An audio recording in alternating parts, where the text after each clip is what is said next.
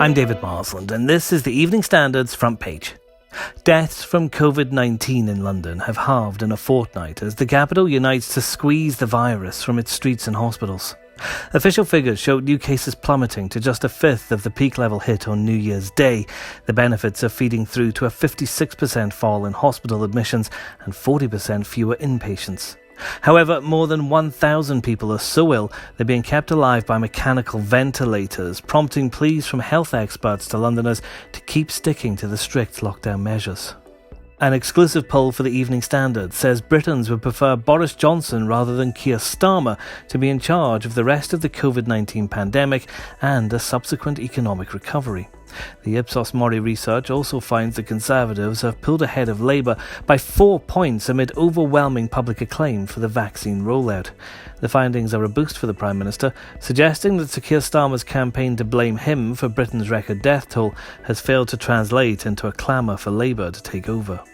Brits could need to have a third booster vaccine this year after a major study found the Oxford AstraZeneca vaccine was less effective against the South African coronavirus variant. Vaccines Minister Nadhim Zahawi was forced to defend the jab after a new study in South Africa found it was not effective at preventing mild illness caused by the more infectious mutation. The South African variant has already been identified in at least 147 cases in Britain, and surge testing is being carried out in hotspots, including in 3 London boroughs. Would-be Mayor of London Shaun Bailey says he could end new cases of HIV in 2 mayoral terms.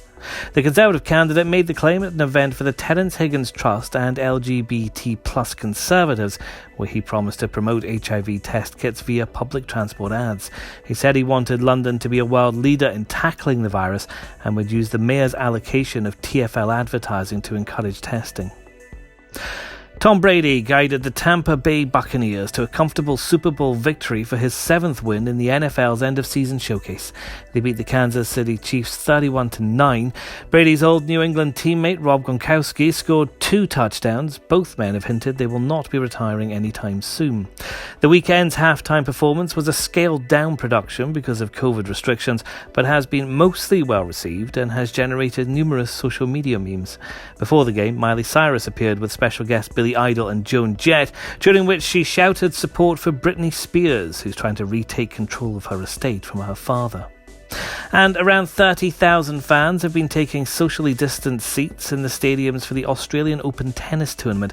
It started 3 weeks later than normal because of coronavirus. Novak Djokovic is gunning for a 9th title. He's already through to the next round after a straight sets win over Jeremy Chardy. There's more on all of these stories and more at standard.co.uk.